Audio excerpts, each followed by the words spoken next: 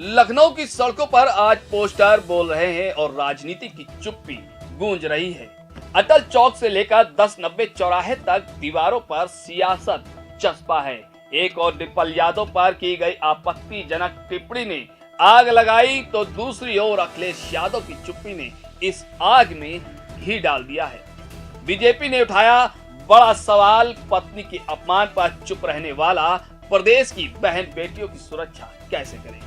और फिर लिखा, धिक्कार है अखिलेश। सुभाष यदुवंश का ये पोस्टर सिर्फ एक होर्डिंग नहीं, ये एक खुला आरोप है, एक खुली चुनौती अखिलेश यादव। क्या अखिलेश यादव वाकई वोट बैंक की राजनीति के चलते चुप हैं? क्या डिम्पल यादव का सम्मान सिर्फ चुनावी मंच तक सीमित है? 10-90 चौराहा जो महिला सुरक्षा का प्रतीक माना जाता है, वहीं अब लगे हैं ऐसे पोस्टर जो इसी सुरक्षा पर सवाल उठा रहे हैं। क्या अखिलेश जवाब देंगे या चुप्पी ही उनकी सियासत चाल है? क्या सपा इन पोस्टरों का जवाब पोस्टरों से देगी या सड़कों से?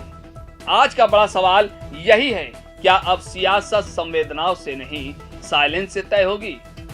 वोट बैंक और चुप्पी, ये तो आने वाला वक्त ही बताएगा। अभी आपने देखा मौलाना साजिद रशीदी ने कितनी घृणित और निंदनीय टिप्पणी आदरणीय डिम्पल यादव जी के बारे में की।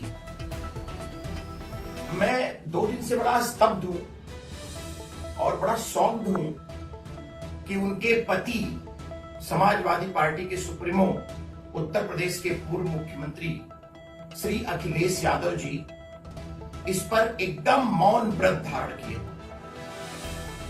इससे ज्यादा शर्मनाक बात कोई और नहीं हो सकती।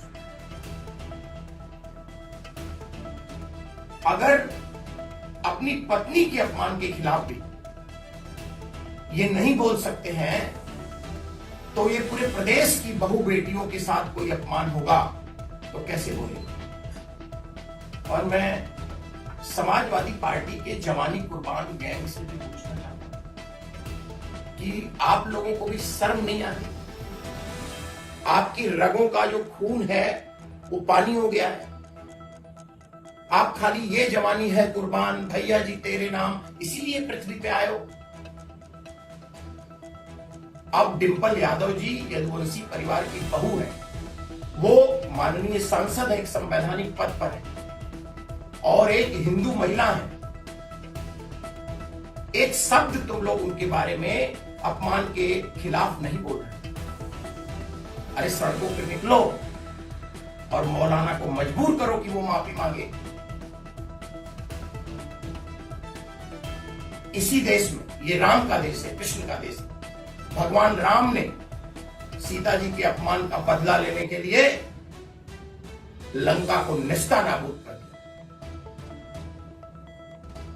भगवान श्री कृष्ण ने एक नारी की इज्जत बचाने के लिए महाभारत करवा दी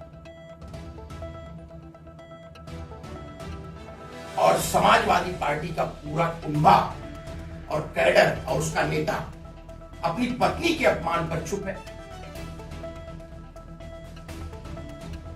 ये कभी यदुवंशियों के सच्चे प्रतिनिधि नहीं हो सकते। आप कृष्ण के वंशज नहीं हो सकते, आप कंस के वंशज हो।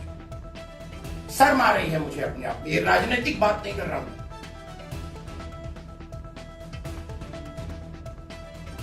और आप लोगों से नहीं अगर हो पा रहा तो हम लोग माफी मांगेंगे, मुकदमा भी दर्ज होगा, जेल भी जाएंगे मौलाना साहब, और उनके खिलाफ आंदोलन भी करेंगे।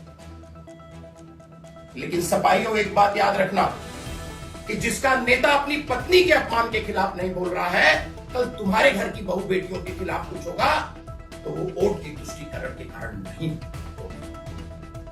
इससे ज्यादा शर्मनाक बात हिंदुस्तान की राजनीति में हो ही नहीं सकती।